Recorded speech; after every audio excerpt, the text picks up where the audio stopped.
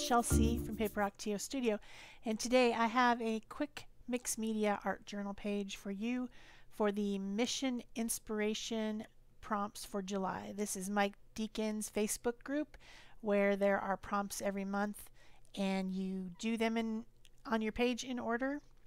This time I wanted a specific result to my page rather than just winging it and going with the prompts one by one. I decided that I was trying to make something specific, and it's a little bit tricky to get the prompts to fit what you want, what your vision is, because you still got to do the prompts, but you're trying to do something specific. So you'll see how it came out. The first prompt was to apply a base color using a baby wipe, which is actually a really good technique. This is Canson mixed media paper that I'm trying to use up for all these challenges. Don't really love it, but it works okay. So that's the reason that it's torn out of a book and it has all that stuff that I'll cut off later. So the second prompt was to glue tissue or napkin fragments. I decided to use napkin. Ironically, we also have napkin collage in the Pick-a-Stick challenge, which is kind of funny because, you know, it's a completely separate thing, but it's got 10 prompts, and ours are picked by the Sticks of Fate. So yeah, I guess napkins were what we were doing in July. So I got 3 different napkins in colors of green out of my Stash O napkin hoard. Gonna glue these on with Liquitex Matte Liquid Medium. That's what I like to use for thinner papers. So I'm using my gunky brush and just going ahead and putting these on. Just across the bottom of the page, kind of higher on the edges and lower in the middle. That's my plan. Because remember, I do have a plan. The best laid plans. But it worked out okay. This isn't my most beautiful page ever, but it doesn't suck. So I just wanted to, you know, get it done. I don't like to miss a challenge, and I haven't missed this one yet. So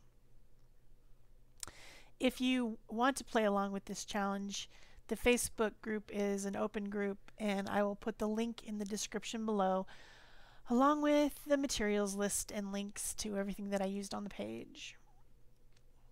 Because people seem to like that.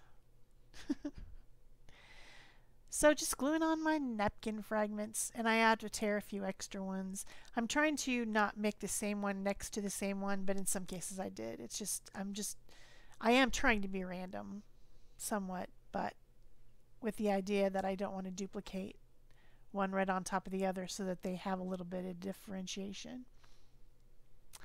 That's my idea. Then of course I'm going to dry it and then trim off those extras.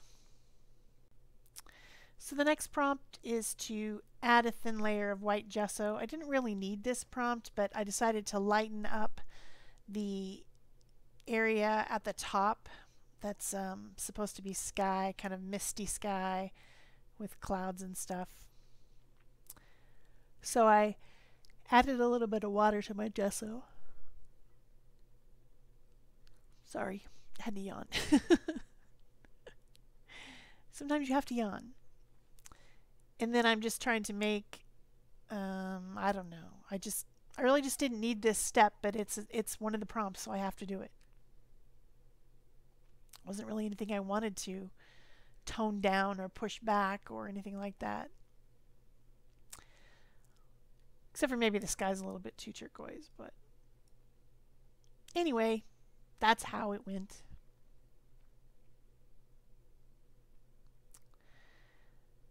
Next comes add texture paste through a stencil.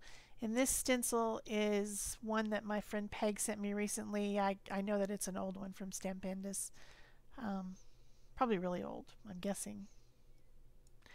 So I'm using light molding paste by Golden, and this is my new favorite kind.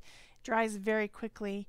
I do want to try the Ranger brand of molding paste or modeling paste, or however you want to say it, because I hear it dries even quicker, but I don't have it, so this is my one that I like right now until the jar is empty, and then maybe I'll get the Ranger brand depending on how much it costs. I don't know.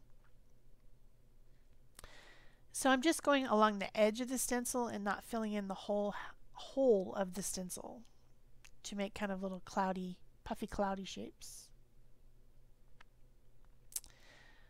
Next was to add 2 contrasting colors, and I had to think about that for a while. Contrasting colors would be ones that are opposite on the color wheel, or close to opposite. So I decided to pick purple and orange, and I was figuring that maybe the sun is setting down behind these trees and it's getting a little bit of a sunset look.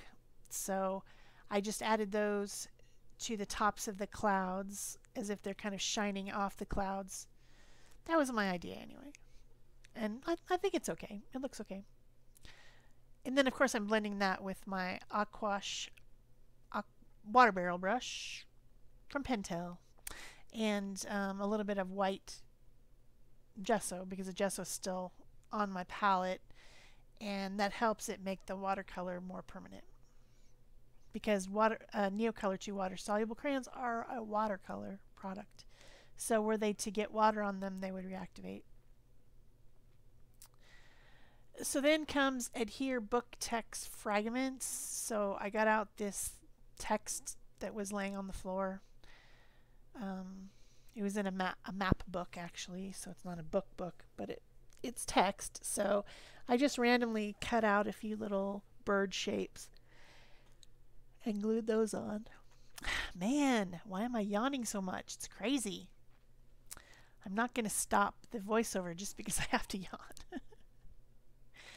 I'm a one-take, no editing type of girl when it comes to voice.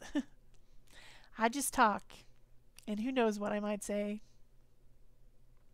So that one down at the bottom is supposed to be a little baby bird, and he's going to be in a little nest. That's why he's down in the trees. And actually this page was inspired by an experience that I had recently where I was in Portland and the Oregon coast with my friend, and we decided to go up on Mount Hood to check it out up there. And by the time we got there, the lifts were closing and the snow was pretty much non-existent anyway. And so we decided to drive back down, but there was a bunch of traffic, so we decided to drive in opposite direction. And there was this little turnoff that said to Lake so-and-so, and I can't remember what it was. I have no idea. But it was this little lake just enclosed there with the perfect view of Mount Hood behind it. And there was eagles. They were flying around. Actual eagles.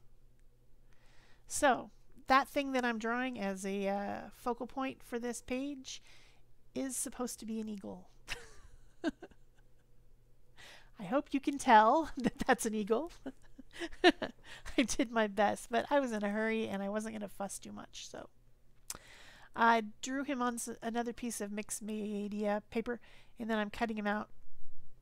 There was a pair of eagles, and then they kept flying to this tree and going to this tree over and over, so we figured there was maybe a nest up there.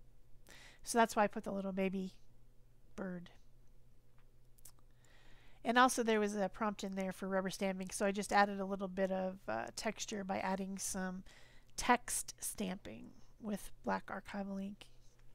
I was talking and that prompt flew by. So because this is a heavier paper, I'm putting it down with matte medium in the gel form, which I like to use for heavier paper. And that's golden soft gel in the matte. So once my eagle's on there, going to the next prompt, which is to add handwritten song lyrics. And of course it's going to be, I want to fly like an eagle till I'm free. I want to fly like an eagle till I'm free. You know, that song. Because that's what song came to my head when I was there. Because there was eagles and they were flying. And they kept like flying over the lake, diving down and then going back up and then perching for a while. it was really, really cool. So I'm glad that Mount Hood didn't have much going on, because it was great to go to that lake. And we walked around, and there was, you could walk all the way around it. It wasn't very big. And then there was like a little dock thing that you could sit out on that was, sticking out into the lake. It was just really cool. So next time I go there, that'll probably become a tradition. We'll go there. Looks like there was camping and stuff too. You could camp. So the next prompt was to add a border. And so I chose to add a border using watering can gray archival ink. Just darken up the edges a little bit. And now I'm doing my finishing up, which is the first thing I did was to go use my white Posca around all the little letters that I wrote. It makes it look a little bit better. My handwriting, not a fan. But it said handwritten song lyric quote, so I had no choice. I had to write it with my handwriting. So that just makes it look like, I don't know, it's meant to be there. And then I'm doing a little bit more pen work, just kind of bringing out those other two birds that are flying around. And I'm going to color the eagle. I'm not going to leave it white like that. I could have colored it before I cut it and put it on there, but I figured I would just color it at the end. So I've got my Neocolor 2 crayons again. Still missing that one that you can see there's an open space at the end. I still haven't crawled around on my floor looking for it. Every time I do that, I go and I crawl under the desk, and then when I try to get back up, I bang my head on the desk. Every time. I'm like so clumsy. I should know the desk is there. I'm not an idiot. I always bang my head. I bang my head a lot in the studio because the ceiling, it's just like a little, it's what they call a bonus room. And it's very narrow and a little bit long, and the ceiling starts at a normal height, but then it rapidly goes down at an angle, and then it has a little window at the end. And so if I'm walking towards the back, looking for something because I have storage on both sides, I bang my head against the ceiling. So always happens. That's probably how I got so addled. It's from banging my head in my studio. And not the kind like heavy metal where you bang your head. The kind where you literally bang your head on things. So I'm using my water barrel brush to blend the different colors that I'm putting on my eagle. And I started out with a brown that I thought was pretty dark, but it actually wasn't very dark. The eagles look almost black, but I think they're dark brown, and they have very shiny, sheen to their feathers. So I was trying to go for realistic colors. So then I added another brown and some gray, trying to get to the place where I thought it was the right color. It's not a beautiful coloring job. It wasn't blending very well on this paper. I don't know why they call this mixed media paper. I really don't, because it's just not. It has no redeeming qualities when it comes to mixed media. It's too thin. It doesn't absorb properly like watercolor paper. It really requires you to put gesso on it, which I didn't on this one. I don't know. Not a fan. I would not recommend this paper. I would recommend 140-pound watercolor paper, preferably in a hot press finish, but cold finish works too as well. That's what I would recommend if you're going to do mixed media art journaling and you're planning on making your own book or buying a book. Go for the watercolor paper. It holds up much better to the abuse that mixed media gives. It doesn't pill. It doesn't, I don't know. You know what I'm saying? Anyway, so I'm just coloring my little bird still and trying to make him look like a bald eagle. If you've enjoyed this video, please give it a thumbs up and leave me a comment so I know that you were here. And subscribe if you haven't already. It's free, it doesn't cost you anything, and you will know when a video comes out so that you don't miss anything. Like maybe a giveaway. The 3K giveaway is probably coming up in a while, not that far away. And of course, if you want to, you can share on social media. Post it to Pinterest, share it on Facebook, tweet about it, whatever. Because all those things help me, so I'm very grateful when you do those things. So just a few final highlights on my little trees, and it's done. And that's it for me. Thanks. Bye-bye.